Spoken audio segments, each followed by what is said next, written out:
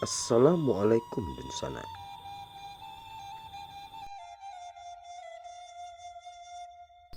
Berpikir seperti orang Minang, bekerjalah seperti orang Jawa, berbicaralah seperti orang Batak.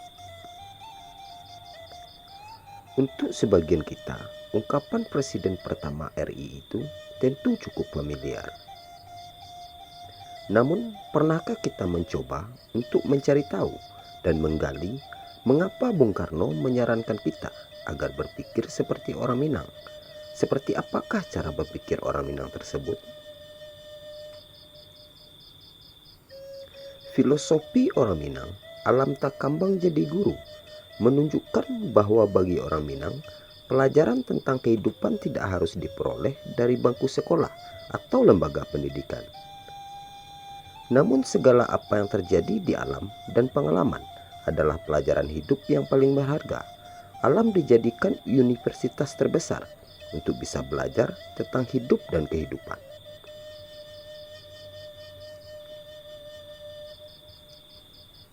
Contoh saja Buya Hamka. Dari literatur yang ada, pendidikan formal yang ditempuh Buya Hamka hanya sampai kelas 2 sekolah dasar Maninjau. Setelah itu, saat usia beliau 10 tahun, beliau lebih memilih untuk mendalami ilmu agama di Sumatera Tawalib di Padang Panjang, sekolah yang didirikan ayahnya sekembalinya dari Mekah. Namun kita bisa lihat hasil pemikiran Buya Hamka yang beliau tuangkan dalam bentuk buku banyak dijadikan rujukan, bahkan menjadi buku wajib yang harus dipelajari oleh mahasiswa-mahasiswa perguruan tinggi terkenal di negeri ini. Kemudian seorang konglomerat asal Minang, Bapak Bazrizal Koto, yang konon katanya pendidikan formalnya hanya sampai tamat sekolah dasar karena keterbatasan ekonomi, tapi belajar dari alam dan pengalaman.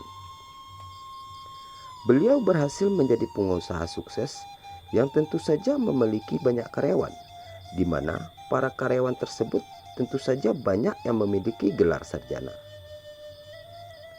Filosofi alam tak kambang jadi guru adalah kekuatan kognitif yang sesuai dengan aliran filsafat positivisme dan naturalisme.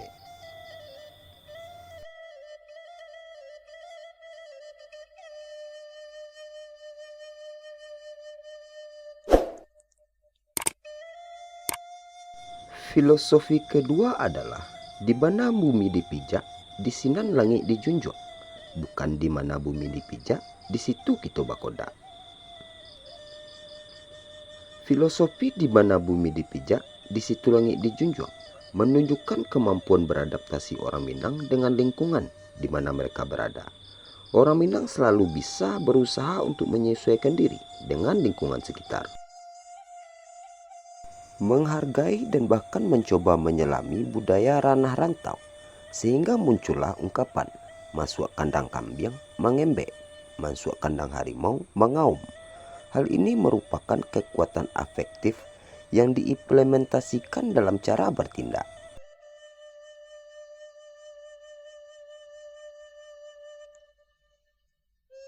Selanjutnya, orang Minang juga terkenal dengan istilah Alua Jopatui, yang berarti dalam memutuskan atau melakukan sesuatu, orang Minang itu selalu memperhatikan prosedur yang pantas dilakukan atau tidak, psikomotor. Oleh karena itu, sejak dari dahulu, falsafah-falsafah orang Minang itu yang dijadikan sebagai pedoman dalam kehidupan, di mana falsafah-falsafah tersebut bersumberkan dari Kitabullah, adat Basandi Syarak, Syarak Basandi Kitabullah, telah fokus untuk mengembangkan 3 dimensi manusia, yakni kognitif, afektif, dan psikomotor. Kembali pada ungkapan Bung Karno tersebut, berpikirlah seperti orang Minang, menunjukkan bahwa sebenarnya orang Minang itu memiliki ketajaman dalam berpikir. Pertanyaannya, apakah ketajaman berpikir orang Minang itu masih ada sampai sekarang? Atau jangan-jangan saat ini kita orang Minang sudah tergeser dari pertempuran peradaban dan pemikiran di negeri ini? Atau karena kita masih terlena dengan kesuksesan masa lalu, sehingga menjadikan kita hanya sebagai pengikut untuk masa ini. Jika memang benar, apakah hal mendasar yang menjadi penyebab hal itu terjadi? Tentu kita perlu melakukan refleksi. Siapakah yang bertanggung jawab untuk mengembalikan marwah ini?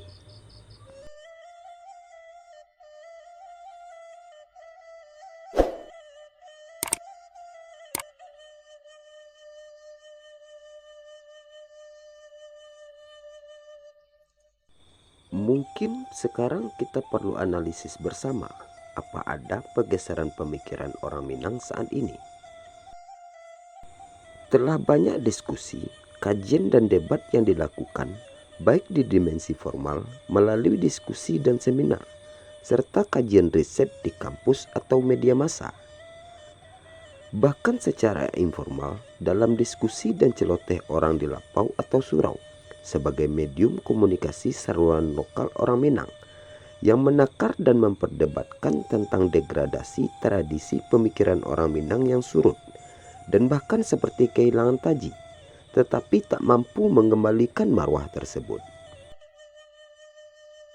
Artinya kita selalu dianggap oleh berbagai kalangan yang berperspektif sosioantropologis sebagai etnis yang tercabut dari akar budaya atau tradisi berpikir yang sebenarnya sangat mumpuni. Filosofi alam tak kembang jadi guru merupakan pendekatan berpikir orang Minang sebagai kekuatan kognitif yang sesuai dengan tradisi ilmiah kaum positivistik, diimplementasikan dalam cara bertindak raso jopareso, afektif, dan paham dengan aduo jopatui, psikomotor. Barangkali selama ini kita perlu merefleksikan atau mencerminkan diri tentang persoalan apa sebenarnya yang menjadi akar masalah, sehingga orang Minang tergeser dari pertarungan, peradaban, dan pemikiran di negeri ini.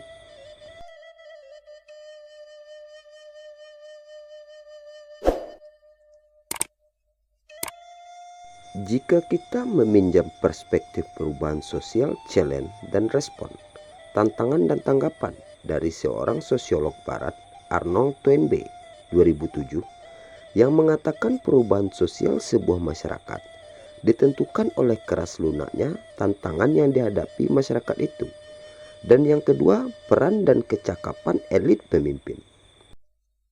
Menggarisbawahi variabel elit pemimpin sebagai unsur yang mempengaruhi perubahan masyarakat, khususnya di daerah seperti gubernur. Kalau kita gunakan konteks provinsi, sangat menentukan kembalinya marwah tersebut sebagai aspek simbolis dan aspek ekspresi yang mesti diperjuangkan. Maka orang nomor satu di Sumatera Barat ini harus punya terobosan baru dalam membangun Sumatera Barat ini. Pemimpin yang kita harapkan ke depan harus punya pemikiran jauh ke depan, future practice atau next practice, tidak best practice. Jangan belajar lagi dari kesuksesan masa lalu.